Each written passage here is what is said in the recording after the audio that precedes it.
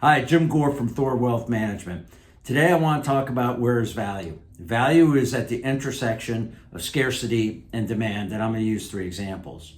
First, let's look at what's happening in the fossil fuel industry.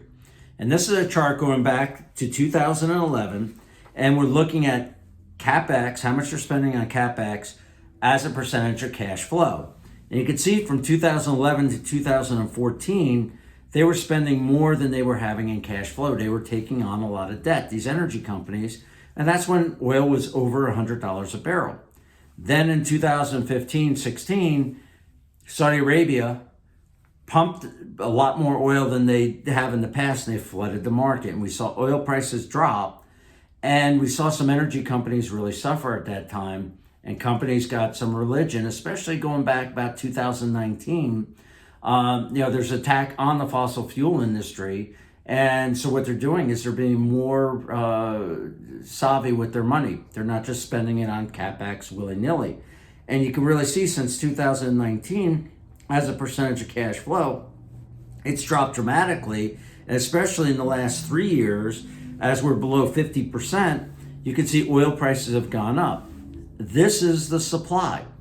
There's going to be less supply of oil out there. And where's the demand? That's the other side. So we're looking at supply scarcity. There's less of a supply out there. But then demand. And this is a longer term chart. And this is looking at where the demand is going to come for energy in the future. And you can see renewables is going to go up quite significantly through 2050. But notice that liquid petroleum, so like oil, is going to be growing at 1.1%. We're using about 104 million barrels of oil per day. So demand is going to increase even on fossil fuels. Natural gas, the one area that's going to go down is coal, and nuclear is not moving the needle at all. There's no growth there. The real growth is in renewables, but even with the renewables, we need those in order to supply our energy. But we're also going to need oil and natural gas. So you take this, which is the demand side of it. Demand is going to continue to go. The supply, which I showed you earlier, is going down. What happens? Price goes up, and there's value in owning these companies at this time. Another one is looking at what's happening with the electric car market and what that means for minerals around the globe. And you can see here, this is looking at the weight of different minerals going into an EV versus a conventional car. And you can see with an EV, there's a lot more weight, which is going to cause some problems in some of these parking garages because it's going to be too much weight. But you can see like copper is 3 times the amount of copper is going to be used, but there's zinc and nickel that's going to be used, cobalt, lithium, and there's more weight on the EV cars. But just looking at the demand of what's going to happen with copper alone, as we buy more EV cars, there's going to be more demand. Here again, the demand from the electric vehicles is going to come from here. So let's look at the scarcity of that. Well, this is just looking at U.S. production of copper, nickel, lead, and zinc. So lead isn't used in cars, but it's important mineral for mining. In the United States, you can see here, we have not increased our mining in this capacity whatsoever. We're actually just mining pretty much where we were back in the 70s, the amount. We haven't opened up new mines. So it's coming from overseas, but even overseas, they can't open up mines, especially copper mines, fast enough. It takes 14 to 16 years to get a copper mine up and running.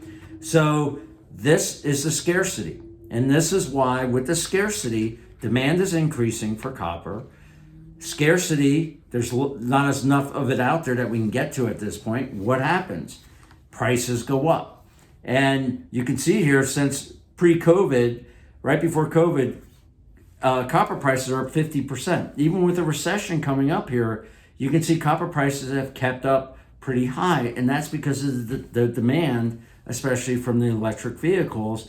And we're going to expect that demand to continue in the future, which means higher prices for copper in the future, longer term. Now, another area, and I think this is a very interesting area, is looking at what is happening with container ships. And this is looking at the Baltic dry index. and this is a cost for getting your freight, around the globe.